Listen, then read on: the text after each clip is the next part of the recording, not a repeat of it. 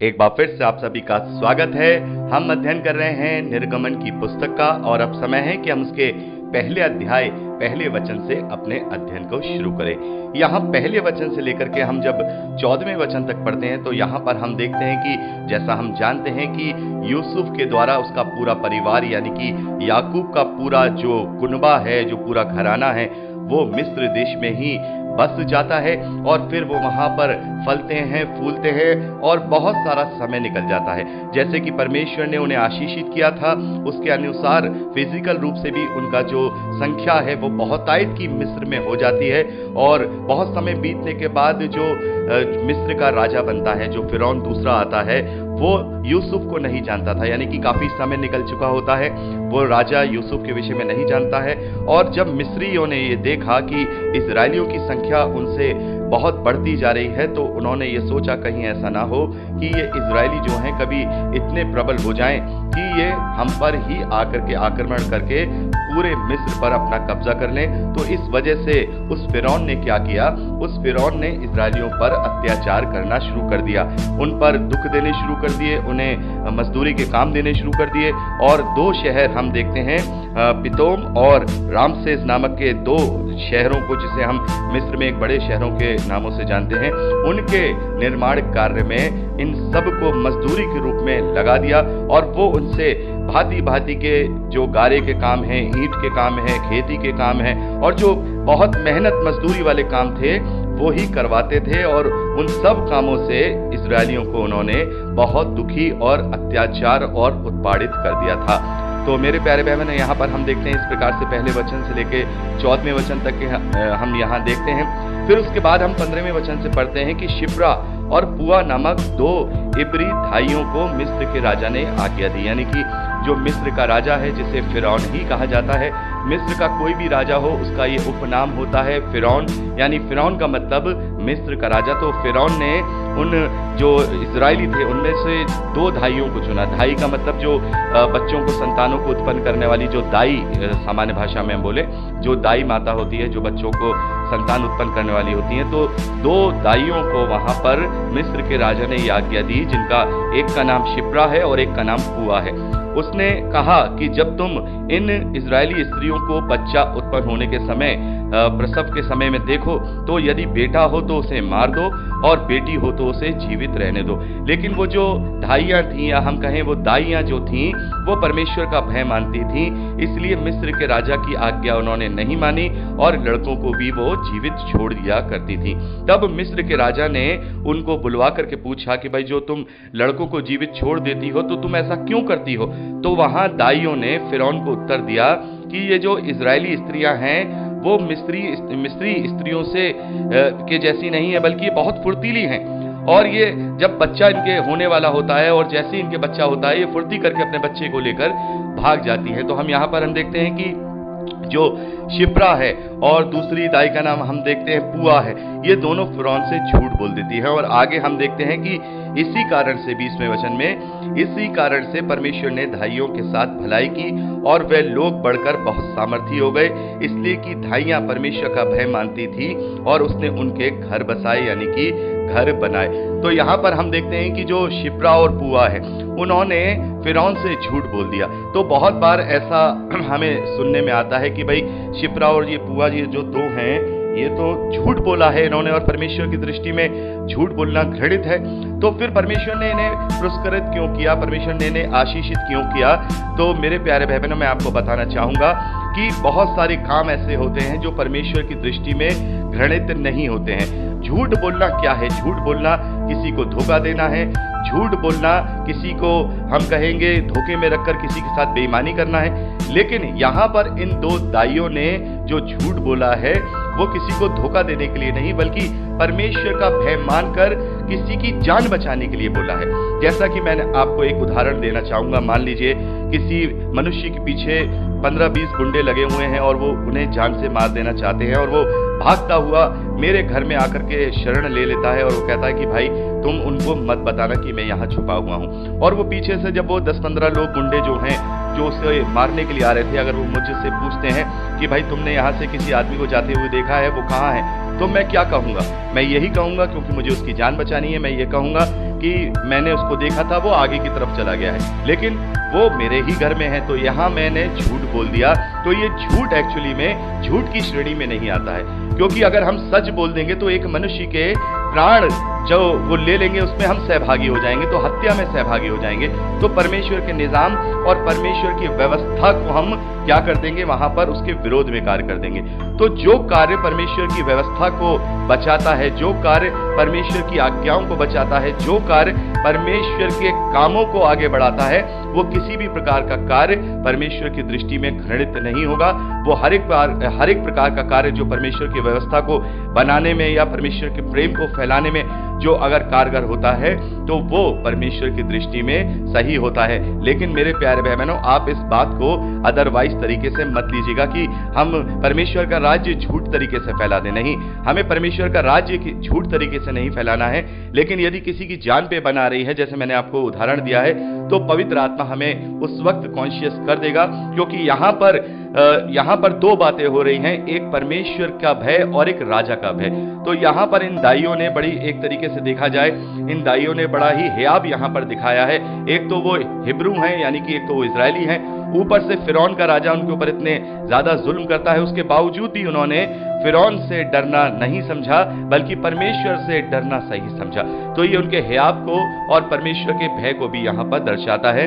इस कारण से परमेश्वर ने उन्हें और अधिक आशीष देकर उनके घरों को बसाया। आगे हम 22वें वचन से पढ़ते हैं, तो यहाँ लिखा है, तब फिरौन ने अपनी सारी प्रजा के लोगों को आज्ञा दी, हिब्रियों के यानी कि इजरायलियों के जितने बेटे उत्पन्न हो, उन सबों को तुम नील नदी में डाल देना और सब बेटियों को जीवित रहने देना। तो मेरे प्यारे बहनों, यहाँ पर हम देखते हैं कि सेम टू सेम सिमिलर बात प्रभु यीशु मसीह के टाइम पे जो हुई थी, वो सेम टू सेम सिमिलर बात यहाँ पर हम देख रहे हैं। प्रभु यीशु मसीह के समय में भी हम देखते हैं कि जो राजा हेरोदेस था, उसने जो पैदा हुए बच्चों से लेकर के 2 साल तक के जो बच्चे थे, उनको उनके माओं की गोदों में से छीन कर घात कर दिया था, मार दिया था। और जो यूसुफ और मरियम हैं, वो प्रभु यीशु मसीह को लेकर मिस्र देश में चले गए थे, जिसके कारण उनकी वहां पर वो बच गए थे। बाकी सब बच्चों को वहां पर घात कर दिया गया था। और यहाँ पर भी हम देखते हैं कि जब मूसा का टाइम आया है, जब मूसा के समय में जब उसका इस धरती पर आना है या उसका जन्म लेना है, उससे पहले भी इजरायलियों के बहुत सारे बच्चों को पैदा होते ही या फिर कुछ समय के बाद जो मिस्री लोग हैं उनके द्वारा मार दिया जाता था। तो मेरे प्यारे बहनों, इन्हीं सभी बच्चों को जो मूसा के समय में हुए हैं, प्रभु यीशु मसीह के समय में हुए हैं, इन्हीं सभी बच्चों को इजराइल की उपमा कहा जाता है, इजराइल की उपमा कहा जाता है, क्योंकि यहाँ पर भी जो मरे हैं वो भी इजराइल की संतान है, और प्रभु यीशु मसीह के समय में जो घात किए गए हैं वो भी इजराइल की संतान है। यानी कि जो किसी परमेश्वर की व्यवस्था के लिए, वाचा के लिए जो बच्चे घात किए गए हैं, वो इजराइल की संतान है। तो मेरे प्यारे भाई बहनों, जैसा कि हमने प्रकाशित वाक्य का जब अध्ययन किया था और हमने वहां बात की थी कि ये 1,44,000 जन कौन हो सकते हैं, तो हमने वहां पर पूरा अच्छे से वहां वर्णन देखा था कि ये 1,44,000 वो बच्चे हैं जो जिन्होंने कभी कोई दोष नहीं किया, ये निर्दोष है, ये कुंवारे हैं, इनके मुंह से कभी झूठ नहीं निकला, ये सब बातें हमने पढ़ी। तो ये जो बच्चे घात किए गए परमेश्वर की व्यवस्था के लिए, क्योंकि पहली वाचा यहाँ पर हम देखते हैं, अभी पहली वाचा को स्थापित किया जाएगा मूसा के द्वारा, जो इजरायलियों के लिए होगी, और ये वो उस नई वाचा का, यानी कि प्रभु यीशु मसीह के द्वारा जो नई वाचा समस्त मानव जाति के लिए दी जाएगी, उसका प्रतिरूप है, उसका प्रतिबिंब है। ये शारीरिक है, और वो वाचा जो प्रभु यीशु मसीह के साथ परमेश्वर पूरी धरती के मनुष्यों के लिए बांधेंगे, वो आत्मिक है। तो यहाँ पर हम देखते हैं पहली वाचा के समय में भी इजरायली जो माएँ हैं वो रोई हैं, वो गिड़गिड़ाई हैं, और हम देखते हैं कि प्रभु यीशु मसीह के समय में जब दूसरी वाचा परमेश्वर इस धरती पर मनुष्यों के बीच में लेकर के आ रहे हैं, उससे पहले भी इजराइल की जो माताएं हैं वो अपने बच्चों के लिए तड़पी है। मेरे प्यारे बहनों, एक जन्म लिए बच्चे से लेकर के 2 साल के बच्चे तक, वो भी अगर पुरुष बेटा है तो कितना बड़ा दुख एक माँ के लिए होता है, इससे बड़ा कोई दुख नहीं होता है। इसीलिए भविष्यवक्ताओं की पुस्तकों में हम देखते हैं, राहेल अपने बच्चों के लिए मत रो, मैं इनको तेरी उपमा बना दूंगा, मैं इनको इजराइल की उपमा दूंगा। और यही वो बच्चे इजराइल की उपमा हैं जो पहला फल प्रभु यीशु मसीह के साथ कहलाए जाते हैं। और संभवतः ये वही 1,44,000 जनों की गिनती यहाँ पर पूरी होती है, जो कि हम प्रकाशित वाक्य 7वें अध्याय में देखते हैं। जो इजराइल के 12 गोत्र हैं, उनमें से हर एक के 12-12 हजार लोगों को वहां पर चुना गया है, जिनके माथे पर, ये और बड़ी बात है, जिनके माथे पर उनका और उनके पिता का नाम लिखा है। क्यों लिखा है? क्योंकि वो अपने अपने कुलों की, अपने अपने गोत्रों की उपमा है। उपमा आप समझ सकते हैं, उनका प्राउड है, उनका प्राइड है, वो उन गोत्रों के प्राइड हैं कि उन्होंने परमेश्वर के लिए वो परमेश्वर के लिए घात किए गए, परमेश्वर की व्यवस्था के लिए घात किए गए। तो यहाँ पर हम इस तरीके से देखते हैं, पहले अध्याय को हम यहाँ पर कंप्लीट करते हैं। पहले वचन से लेकर के हमने यहाँ 22वें वचन तक का अध्ययन किया है। इस प्रकार से जो मिस्री लोग थे, उन्होंने यहूदियों पर, या हम कहें इजरायलियों पर, बहुत ज्यादा अत्याचार करना शुरू कर दिया। वो लोग उनकी बेटियों को तो छोड़ दिया करते थे, लेकिन पैदा होते ही उनके बेटों को मार दिया करते थे। तो यहाँ पर हमने पहले अध्याय का अध्ययन कंप्लीट कर लिया। अब हम दूसरे अध्याय पहले वचन से आगे का अध्ययन करेंगे, जहां पर हम मूसा के जन्म का वर्णन देखते हैं।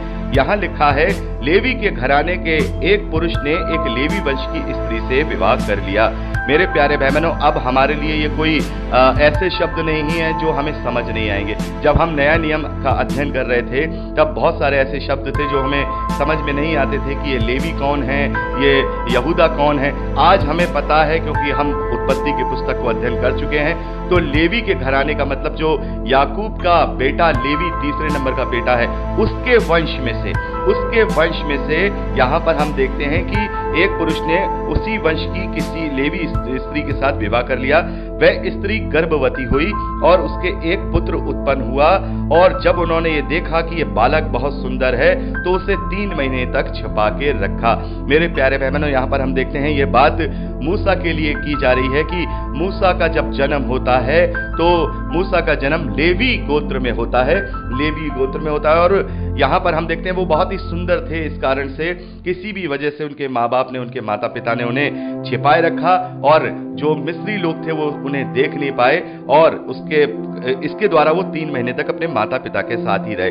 और उसके बाद हम देखते हैं कि अब जब बच्चा बड़ा होने लगता है, तो फिर बहुत सारी जरूरतें होती हैं, बहुत सारी चीजें होती हैं, तो फिर वो मूसा को ज्यादा देर तक अपने पास नहीं रख पाए।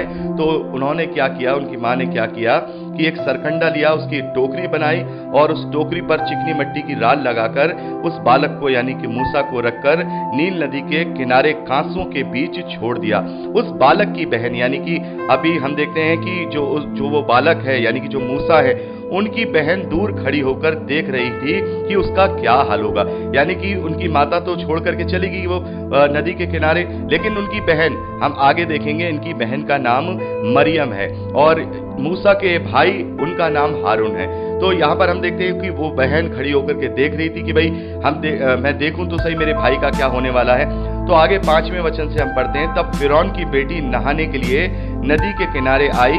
उसकी सखियां नदी के किनारे किनारे टहलने लगी। तब उसने कांसों के बीच टोकरी को देखकर अपनी दासी को उसे ले आने के लिए भेजा। जब उसने उसे खोलकर देखा कि एक रोता हुआ बालक है, तो उस पर उसे तरस आ गया, और उसने उससे कहा, यह तो किसी हिब्री का बालक होगा। तो मेरे प्यारे बहनों, यहाँ पर हम एक बात देखते हैं कि चूंकि जो मूसा हैं, वो अपने हम यहूदी तो यहाँ नहीं कहेंगे, क्योंकि यहूदी शब्द आगे चल के प्रचलित हुआ है, अभी हम यहाँ इजरायली कहेंगे। चूंकि जो मूसा हैं वो इजरायली परिवार में पैदा हुए हैं, और वो लगभग 3 महीने अपने माता पिता के साथ रहे हैं। तो संभवतः, जैसा कि इजरायलियों की ये प्रथा है कि वो 8वें दिन अपने बच्चे का खतना कराते हैं, तो संभवतः ये बात हम यहाँ देखते हैं कि मूसा का भी खतना उस वक्त हो चुका होगा। और इसी कारण से जो फिरौन की बेटी है, वो पहचान गई कि ये जो बच्चा है, ये किसी हिब्री का है, यानी किसी इजरायली का है। आगे 7वें वचन से लेके 10वें वचन तक हम पढ़ते हैं कि जो बालक की बहन दूर से खड़ी होकर ये सारी बातें देख रही थी, तो वो वहां पर फिरौन की बेटी के पास आती है, और वो उससे कहती है कि भाई, आपको इन्हें दूध पिलाने की जरूरत होगी, तो क्या मैं किसी हिब्री जाति की किसी स्त्री को यहाँ दाई के रूप में आपके पास ले आऊं, जो इस बच्चे को दूध पिलाया करे।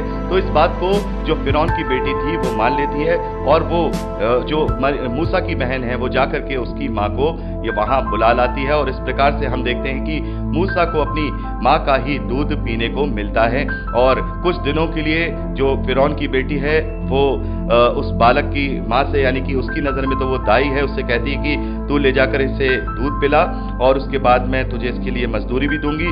तब वो स्त्री उसको बालक, यानी वो स्त्री उस बालक को दूध पिलाने लगती है। और जब वो दूध पिलाने के बाद बालक कुछ बड़ा होता है, यानी कि जब मूसा बड़ा होता है, तब फिरौन की बेटी के पास ले जाकर के वो दे देती है और फिरौन की बेटी उसको अपना बेटा बनाती है और उससे अपना बेटा यानी कि उसको अडॉप्ट कर लेती है और उसका नाम मूसा रख देती है, क्योंकि मूसा का मतलब होता है जल से निकला हुआ। तो इस प्रकार से फिरौन की बेटी ने मूसा को नाम दिया।